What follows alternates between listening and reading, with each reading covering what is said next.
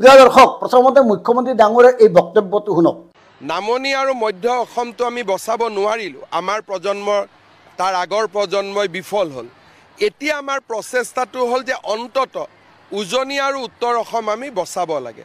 আমি চেষ্টা কৰিছোঁ যাতে নামনি আৰু মধ্য অসমৰ দৰে উজনি আৰু উত্তৰ অসমখনো শেষ হৈ নাযায়।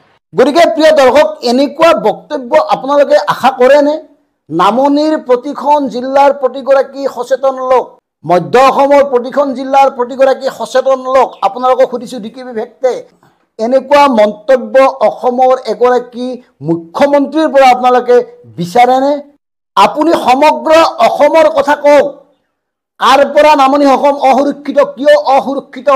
কাৰ পৰা মধ্য অসম অসুৰক্ষিত, কিয় অসুৰক্ষিত? কিয় নামনি আৰু মধ্য অসমত ভাবুকি সৃষ্টি কৰা লোকসকলৰ বিৰুদ্ধে ব্যৱস্থা গ্ৰহণ কৰিব পৰা নাই?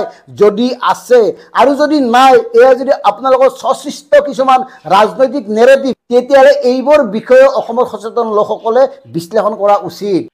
কাৰণ নামনি অসমৰ এগৰাকী মন্ত্ৰী জয়ন্ত মল্ল বৰুৱা ডাঙৰীয়াই যেতিয়া কংগ্ৰেছত আছিল, তেখেতে ধুবুৰী জিলাত গৈ স্পষ্টভাৱে কৈছিল যে বিভিন্ন অঞ্চলৰ মানুহে ভাবে যে আপোনালোক এই যিমান নামনি অসমত যিমান মুছলমান আছে, বৰপেটা, গোৱালপাৰা, ধুবুৰী, এইবিলাকত যিমান মুছলমান আছে চব বাংলাদেশৰ পৰা অহা বুলি ভাবে। আপোনালোকতো বাংলাদেশৰ পৰা অহা নাই, আপোনালোকে ইয়াৰ ভূমিপুত্ৰ, ইয়াৰ মানুহ।